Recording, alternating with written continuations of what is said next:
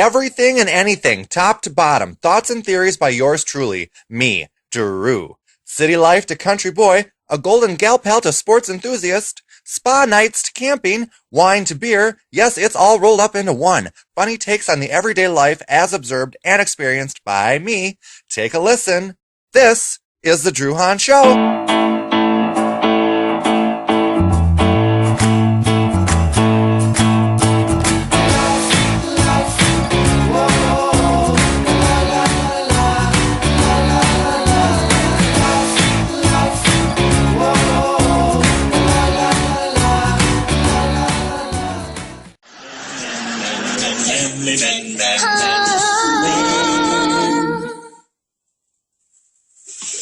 Years, and she just throws me out. I mean, what was the point of our wedding vows? You know, till death do us part. Who died? Not me, not her.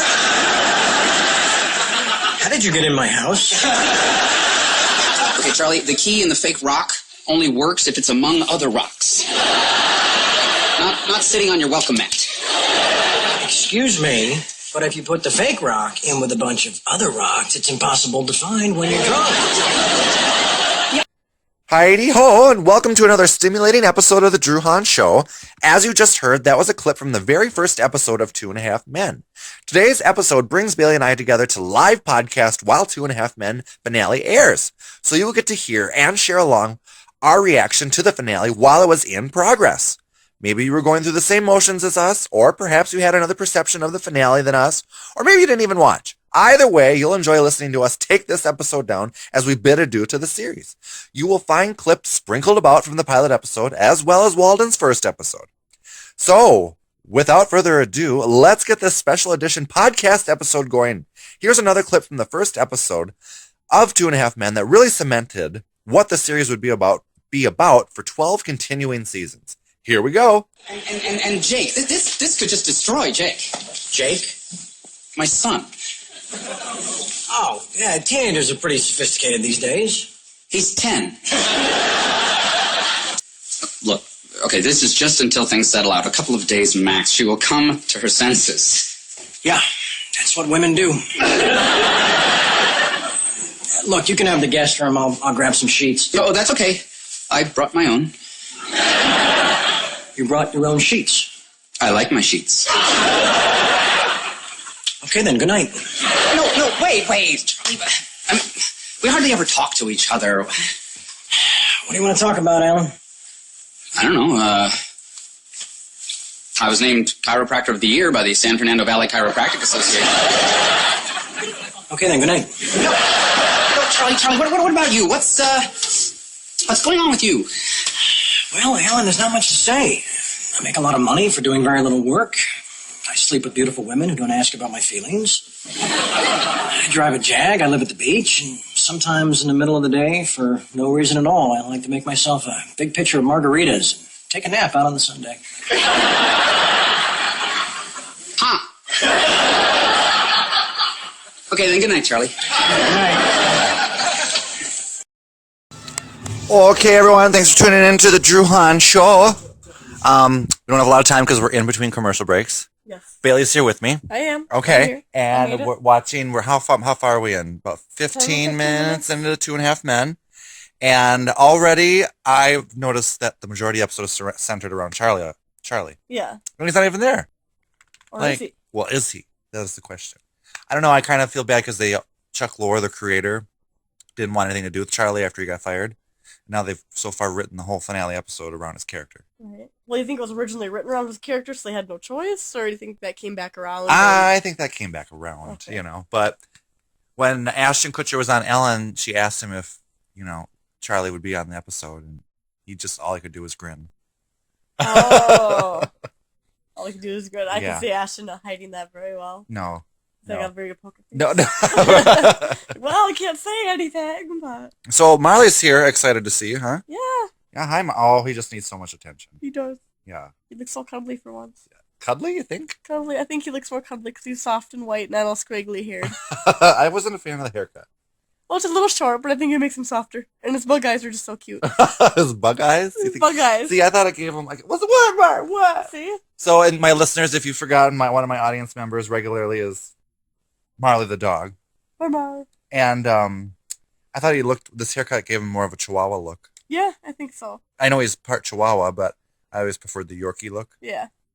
But really, I don't know. He looks so. Do you think he's gained weight? I think he's not doing too bad. I think he stayed the same. Okay, good, because I was concerned. I know you were. I think it was all the hair. Okay, Lost good. was confusing. But then when Mom and Chris saw him after they had him shaved, they were like, "Oh, he's a fatty." No, Okay. they're much worse with them. I think he looks. The more I stare at him, the better he gets. You know. Yeah. But is that because you're around someone for so long? You don't notice? You just don't care. Okay, I think our show's coming back, so we will talk to you later. Meanwhile, here's another clip from the pilot episode of 2.5 Men. Okay, cereal. We got Lucky Charms, Cocoa Puffs, Frosted Flakes, Maple Loops. I want Maple Loops. It's got oats and corn and wheat. It's the sweetest breakfast treat. It's Maple-licious. You know who wrote that song? Your Uncle Charlie wrote that. No lie. Kid, if I was gonna lie, I'd say I wrote Stairway to Heaven, not the Maple Loops song. You two are really good together. Thank you. So does your wife sing too? Oh, no, I'm not married. What a shame. Wow. You're even better than a dog. Okay, so we were back during the 2.5 Men finale, and Bailee just got a Dr. Pepper out of the house. I was just telling her I didn't even know we had that in the house. I said it's in my little spot. Just for me. You hide that. Okay. It's me and Chris Stash. Oh, secret And stashes Sam. around. I guess this family is getting well known for hiding stuff. Oh. Well, I mean, between an aunt who hides Dana, yeah. empty. Beer cans and soda cans, man. I'm a little wild with my soda cans over Yours here. are still full, at least. Anywho, that was just a little family talk there. I think things on 2.5 Men are picking up. Oh, I think so. I thought that was pretty good with the whole Cosmo thing when they were in bed. Oh my God. Yeah. Well, what was the one joke? Oh, I can't remember the one that got me the most. Oh no, when Evelyn 20 minutes? 20 minutes. Yeah. So that's when. So we're at the point. We just saw the point where Walden was trying to get out with his now girlfriend, and he was interrupted by Alan and Evelyn. That's her name, right? I think so. Yeah. And then that my other favorite part was when Alan had to ask Evelyn, well, what would you do for the $2.5 million? Wouldn't you do the same thing? Yeah. She's kind of like, Anyway. right, and then tries to move on from the subject. So, and then Rose. Rose is back. Rose is back. I want to say I have clips that I have reeled up that I wanted to put in throughout the podcast from the first episode. Yeah. We can listen to them later, but Rose was in the very first episode. Yes. I forgot this. I didn't know this. Oh. Yeah. I think I kind of remember. It was a long time ago. But I'm pretty Well, sure 12 years ago. Right? Well, of course there's reruns, so you can always catch it that way. But so the plot thickens as the Charlie story continues. I'm still shocked they're focusing so much time on there. I know. You make a build up. How do you not show them? Glimpse, how would we feel if we didn't see him now this way? Wouldn't we be disappointed? Right. But then again, this is Chuck Lorre, the creator. He's really good at getting us to go one way and then quickly swing and be on board for the next thing. I mean, look, we've been watching 4 years of Walden Schmidt on 2.5 Men. Right, I guess. Who thought we'd be doing that? Right. So, okay, so we don't know what's to come, but it's picking up and we're laughing our asses off. So far, a good finale. Definitely glad to see the mom back. She hasn't been in the series much since the past 2 years here. And I always love Charlie's daughter. You didn't know about the daughter, huh? No, I didn't know about the daughter. I didn't know Jake was gone, but... Yeah, Jake left probably about 2 years ago, too. Okay. And they had Charlie's daughter, illegitimate daughter, come in to replace him. Okay. The actor wanted off the show. Okay. That played Jake.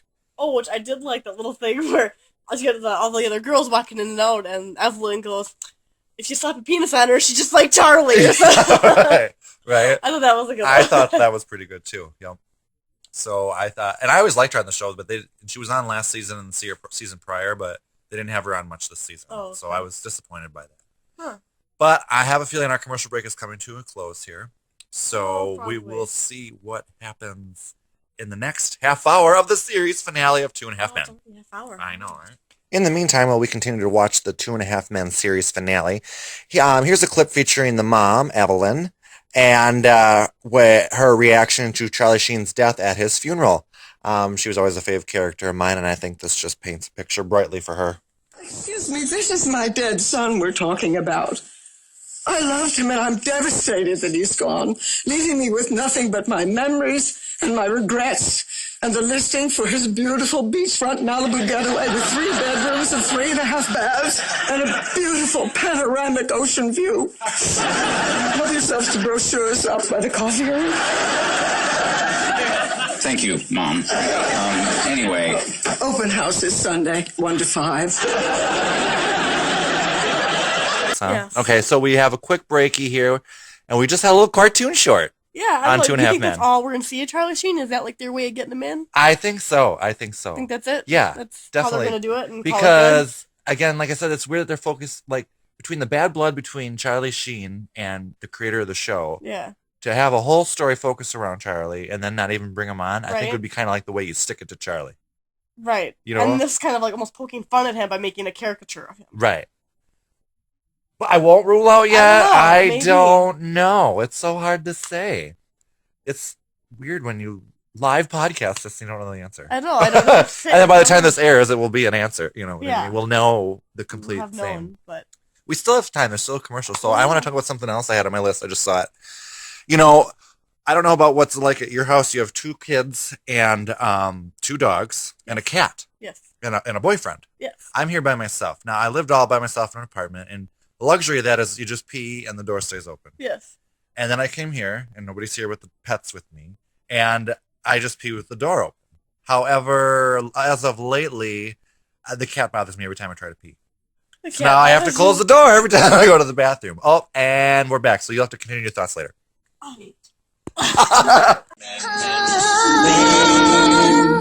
Okay, hold up. We're back, and we have a lot to discuss because we're on another commercial break now. They're coming in like flies. Right. But Bailee has got to finish her potty podcast first. That's what you said. You started the conversation about the potty. Okay, but anyway, so I have to close the door because the damn cat wants to be by Oh. me every time I'm trying to be Well, on the shitter. Before the boys, the Ender always has to be in there with me. No matter where I'm in the bathroom, he's always in the bathroom. But he doesn't like come up and sniff me. He just sits by the shower and stares at me. Okay. With the boys now running around the house, there's always a gate in front of the bathroom door, so you can go in there in peace. But I am like you; we've always just been bathroom door open. I mean, Right. it's closed, but not like all the way. You just kind of push it shut, so it doesn't really. It's not like wide open. And ironically enough, the weird part is I've come here on the weekend sometimes, and I'm like, oh, I'm gonna go to the bathroom, so I wander in there and I turn around, and it's like Chris is sitting out here, like, oh yeah, I gotta close that door. Can't leave that open now. I know that is one of my fears is that I will forget, like someone will be here, you know. Oh yeah, I've almost done this. Like, oh, what am I doing? I'm But sorry. that damn cat follows me everywhere around the house. Don't you pause? He just loves you. Oh yeah, he does too much. And literally, I mean, you've missed it. He's been doing it while we've been sitting here watching 2.5 Men. Crawls down. He starts from my back and crawls over my shoulder and down my stomach Really? and perches. Just purchase? This perches about 20 times a day. Huh. Mm-hmm. But now Look at him, it's so just, cute. yeah, he just lays there so cute. Okay, so that was our potty podcast. Yeah, so potty. All right, so 2.5 Men.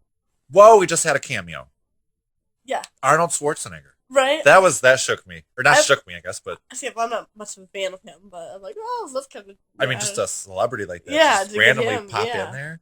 That was ironic because I wanted to play a clip from the very first episode Walden came about in. The show is known for kind of shocking moments like that, and you probably didn't see when Walden first came on. I do remember. I think I saw that episode. That's when John Stamos guest starred, Oh yeah, I think. and I then the remember Dharma and Greg characters came on the show right after him.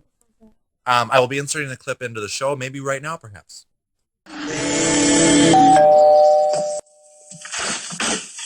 Hi, you here for the open house? Of course, come right in.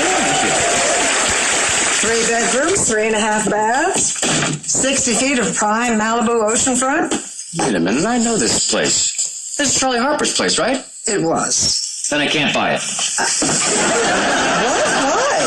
Bad memories. Charlie and I had this drunken threesome with a crazy chick right on this couch. Sounds like a good memory. Yeah, well, unfortunately she passed out and Charlie and I kept going without it.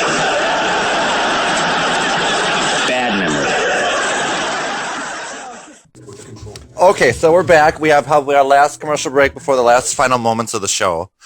Whoa! I'm loving it. I know, me too. So much has happened in the last Oh, 15 minutes I here. say, and it's just so. I just love the comedy that's in it. Oh, I know, it's hilarious. I love how they're basically like saying no, like it's a TV show. They're not making it seem like real life. Like the script, what is with the script, you know? And, Every innuendo and like insider joke you can come up with. Oh yeah, like the whole pilot joke that Rose made, and then there's some other joke that they made about it being the co-leader, not the second one in the show. Oh yeah, I'm not a co-star or I know what you mean. And then what the guest stars, Jake. Oh my god, they're jumping in left. Oh, John Stamos. I just discussed that, and then bam, he's in bed. Candy came back. Yeah, wow, and so some good. other regular characters too. I know, it's just cracking me up. Oh my god, Now I'm curious how this is gonna go down. I know. I don't get the Christian Slater thing though. Do you? I don't know where that came from. I don't either. And the only thing I could think of, and I'll have to look into this, is if there was like a pilot episode that didn't get aired, and like did Christian Slater originally supposed to play the role of Charlie? Maybe. You know. And then some, because sometimes they replace actors and redo the pilot before it even airs. So I have no clue where this Christian Slater Or thing. maybe they looked at getting him before they decided to go with Walden. Oh, that could be. Maybe when they were they're trying to find somebody to replace him, and they were gonna go. I don't know. I'm gonna have to do a little digging on that one. I don't know. But I don't know. What do you think's gonna happen? I don't know. Oh, I don't know. I'm just like, So it's just so funny. I have to say, for a finale, this was not how I expected it to end. No. I thought there'd be more story to it. And because here's my theory on how the show should have ended. There would have been no talk of Charlie. And this whole time, you know how it's been about Alan living at this house for free? Yeah. Well, something would happen where they need money, and Alan will have been saving money all this time, these 12 years. Oh, yeah. And be like a millionaire now. Right. You know, and so all his, he's been like leeching when he's really had all this money. Yeah. Or by leeching, he was able to save all this money. You know what I mean? So I really thought that would have been a finale for this episode. Yeah. But I'm really liking this. I'm thinking like this is one of my favorite finales I've seen on the show. Yeah. It's quite hilarious. Okay. It's quite funny. well written. I think it's well written and funny, and it's a good way to end it. It's very, I don't know, just comedic relief and able to laugh at their own selves and the jokes and poke fun at, like, that it's a TV series. It's going on this long, and you can't write this kind of stuff. Yeah, it should have ended years ago. Yeah. Haters gonna hate. Oh yeah. I just love it. Oh boy. Okay, so we will get back to you probably after the finale now. And here again is another clip. This is from the character Walden Schmidt, played by Ashton Kutcher. This is his first episode, and here's a clip from that episode. I will have an appletini and ginger ale, please. Really? Fresh off a suicide attempt, and you're ordering a ginger ale. Yeah. I don't like the taste of alcohol.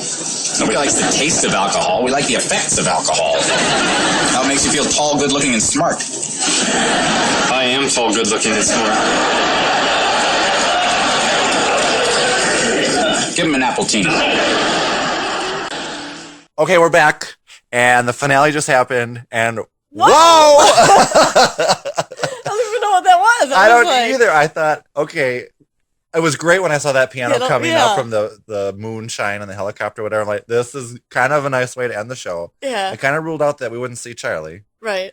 And as your stick it to me moment. Right. And then when they showed Charlie from behind, walking up to the door of the house, I thought, what? But he still wasn't turning around. Right. So I thought, okay, I'm still not buying it until we see his face. Right, it's not really him. Yeah. And then bam, the piano fell on him. I know. I thought the piano was going to fall on the other three sitting on the thing. I thought that was going to be his revenge on them, was to drop his piano on them.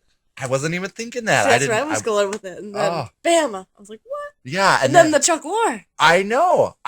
See, that's why I'm kind of shocked by the Chuck Lorre thing. Because the piano falling on Charlie to me was that, here's sticking it to you, Charlie Sheen. And then I don't really get why he'd let the piano fall on him. On Chuck Lorre. I don't know.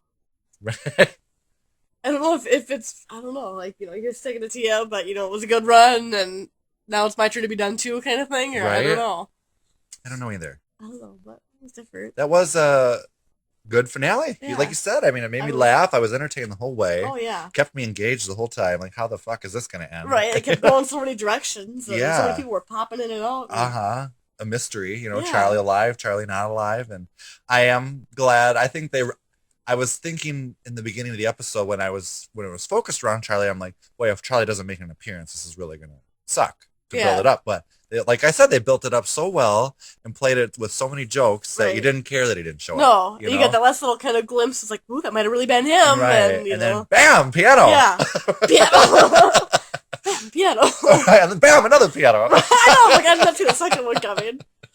I'm like, wow. Oh my! So we certainly had our treats worth. Yeah. For a 2.5 finale. I So thought that was very good. awesome. Okay. Okay, now before we wrap this up, I just thought we'd have a few regular podcast topics. I think I'm going to save this one for later, though. Okay. First, I want to see if you noticed the smell of burnt pearls. Oh, no, but I'm very congested. Oh, you're very congested. I can't really smell anything right now. I am burning the pearls. You're burning the pearls finally. You've burnt Yes. the pearls. Mm-hmm. But the glimmering pearls. I better correct myself, Yes. right? Bailee mentioned in the last podcast that she thought it was called glimmering pearl, and I so like to think I'm right that I said I didn't remember seeing pearls, or I remember seeing glimmering, just pearls. Yeah. And well, the packaging, I realized after reading it, it's because it's like glimmering and then pearls on their own lines, you know. So I just chose not to read the glimmering. But you just wanted pearls. I just wanted pearls. Drew wants pearls. Everybody just get him pearls. Right. So it's not a very large smell, actually. I know you can't smell it, but it's like a little bit of something, which isn't bad. It's nice, kind of. Right. But I've had the one I had in prior to that, like a rainforest one. It was really strong. Oh, okay. So, and I think different brands are different, like strengths too. And I think if you look at them, you can almost tell like the color of the cubes. Yes. How saturated they are. Yeah, and this one was a very light cube. Yeah. I didn't think it was gonna be. But you wouldn't want. I don't think you'd want this pearl smell to be too strong. Too strong. It'd be overwhelming. Yeah. Okay, so the pearls, and then let me pull up my memo pad. I gotta tell you about this story. Did I tell you about the robbery in Grand Chute? No, I don't. Okay, think so. so down in Appleton, a normal bank, not a U.S. bank. I was just trying to think. Another bank though. Was robbed by a man who walked into the bank. Now he wore a sweatshirt, hoodie, so he had a hood on, so you could never see his face on the cameras. Walks up to the counter, slides a note across the counter, demands money, gets the money, and leaves. Now here's the twist. First of all, he never presented or threatened with a gun, and he fled on a bicycle. On a bicycle? And he's still at large. What? How far can you go and be at large on a bicycle? Well, and here's the part that gets me. I'm like, they're claiming this is a robbery, and I want to just call up the police and be like, ring, ring. He was just asking for a withdrawal. Right? At no point was she threatened. No, you know? just, I want my money and thank you very much. I'm like, this isn't really a robbery. Like, did they say like the note was threatening or anything? Or? I don't know. They never went into the note, so who knows what the note did right, say. Maybe but it's just ironic. Yeah, it's like, so he wanted money from his bank account and he drove off on a bike. What's right. the idea? I'm like, the fact that he fled on bicycle. I mean, it's actually at large. He's at large, and mind you, in the middle of February. On a bicycle. It's -20 outside. He's at large. Right. So I thought that was really funny. You know, I mean, although bicycle is a smart way, you know, you can get away from and ditch it. It's got no plates to track. It's just and it's a green Huffy. What does that tell you? Right. And you can really like squeeze. You can get to a different part of town maybe a little bit faster because you don't have to follow roads. Oh yeah, you cut through trails. Cut through trails, parking lots, alleys. Yeah. So yards. I'm not claiming that I made this robbery, but my God, kind of smart. Right. I mean, now if you have to be nervous if a man with a hooded sweatshirt walks into a bank. Right. On a bike. I ride bike everywhere in the summertime. Right? I'm not here to do anything. I just need to withdraw my money. I will make an announcement when I walk into the bank. I'm just withdrawing. No threatening. No threats. No threats. It's raining out. That's how my hood is off. I didn't want to get drenched. And then any other good things I wanted to mention? We talked about the peeing. Oh yes. Potty podcast. Yeah. You know, I have a burp. I see that. That wasn't really anything good though. Well, why don't we wrap it up with this then? Maybe I should go into this. I do need to go into this real quick. Okay. I think you're gonna appreciate this because your car's warming up, so you have time. Yeah. This is the story of why you always need to be on your best behavior. Yes. Okay. So the article reads, here's why you should never be rude to strangers on public transportation. Matt Buckland was on his way to work at Forward Partners, a venture capital firm, where he's the head of talent. Later that day, a familiar face walked through the door for an interview. And here's what happened. So basically, this Matt Buckland takes the subway every day to work. And so after the gentleman walked into his office, he posted the following on Twitter, Matt Buckland. He says, "Karma, the guy who pushed past me on the tube," that's what they call the subway in London, just London, not New London. Not the little shitty suburb down by Appleton. So, "Karma, the guy who pushed me on the tube and then suggested I go F myself just arrived for his interview with me." Oh. Yeah, so the story goes on. It says, "Earlier had been just like any other commute in London for Buckland. He was stuck on a busy, delayed train on District Line, surrounded by tourists with suitcases, grumpy commuters, and school kids. But on this particular Monday morning, Buckland had an unfortunate run-in with another commuter. And so basically it just here it says, at the Monument Station, I stood to one side to let someone else off the train first. And then I think he thought I was just standing in his way," he told BuzzFeed. "He pushed and I turned and I explained I was getting off to be pushed past and then looked back and suggested I might like to fuck myself."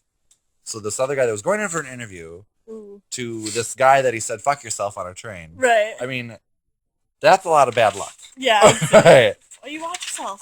The end of the story goes on to say that Matt Buckland did, play, says, sadly, despite reconciling the grumpy commuter, it says the grumpy commuter didn't get the job. Go figure. But it said Buckland was forgiving, and he's forgiving than most people would be, and they spoke about their shared hatred of commuting. He told us he didn't hold it against the interviewee. So I mean that's good. I mean, yeah, they said they didn't let that affect the interview. Like I'm not going to give you the job because of what happened. Right. It's like, move past that. That's not why we're here, kind of thing. Right, and I think he said in the interview too that everyone, they try to see who the person really is and see if they have personality and stuff like that. Yeah. So I guess if anything, it shows you really tell it how it is. Yeah. Right. Yeah. You don't move off the train fast enough, you're going to be told to fuck yourself. Right. Like, do the job, or he's going to tell you how to do it, kind of thing. Okay. But that's kind of funny. I mean, I always, especially with that Undercover Boss show now, I feel like I'm always very like, I want to watch what I'm saying to people because who knows who this person could be. It could be some person that I work for and I don't even know it. Right. Or that I'll end up working with, or I guess I'm more aware of that, or I try to be.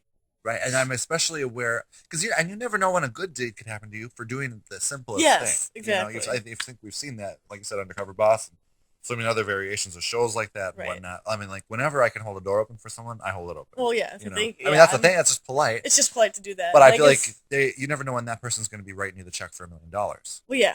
It's always that, and to me, I feel like then I won't hold doors open anymore. Right, not done with the doors. No more doors. I feel like too. It's just there's so many rude people out there that why stoop down to their level? I can be better than that, and it's kind of part of the whole New Year's resolution. Like I can be better than that. Just because you're grumpy and crabby and bitchy doesn't mean that I have to be. I can certainly hold that door open and be nice for you, kind of thing. Right. I don't have to stoop down to your level. I'm better than that. Right. Pushes past. Yeah. That, I don't know why I think of a Drew moment that I should share on here though. I don't know this. I wanted to share this. This popped in my head. Thinking of holding the door open for somebody though. Here's kind of the opposite of that. Okay, I remember this one. No. I don't think I told you this one. And if I'm forgetting something, you share with me after this. Okay. But I was going to the ATM at the Chase Bank that I lived by in Appleton, and I pull in at the same time another guy pulls in. Well, this gentleman walks out the door, and he's a little older. So I realized I have a pet peeve about people who take forever at an ATM machine. Yeah. They're not that hard to work. No. You go in, you don't need a receipt. You can look do at your your bank thing, account online, yeah. punch out how much money you want, and get the fuck out of there. Right. Well, knowing this was an older gentleman, I knew this probably wouldn't go real quickly. So I made it a point to swiftly walk past him as we both approached the sidewalk and the door. So I made a point to get ahead of him and inside this ATM vestibule, because it was inside, and get my money first. I didn't even hold the door for this guy. I practically moved. It was a fast sprint to the door. So I could I don't think you've told me that one. So that was my one bad moment, and I think the guy kind of shot me a look or something, once he got into the vestibule, but I'm like, I wasn't waiting 15 minutes for you to pull money out of this machine. I can do it in 20 seconds. Right. So... I don't need to be behind you. Oh, what's my PIN?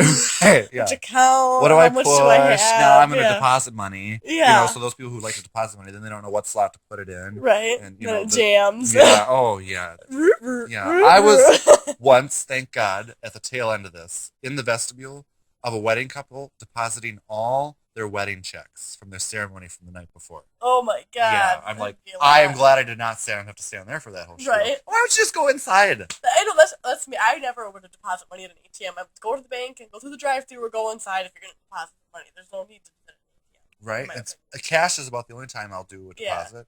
Yeah. Because even like if you do checks, it doesn't deposit in your account right away. No, probably not. And you have to do the whole 1 day turnaround. But sometimes if you go up to the counter, they'll release some of the funds from the check. Yeah. So, Yeah, that's true. what story were you thinking of? I could have sworn there was one where you like didn't hold the door for somebody one time and it swung back, and I don't remember. I wouldn't be surprised. I mean, I have my good moments, but there are the bad ones, and they do stand out sometimes.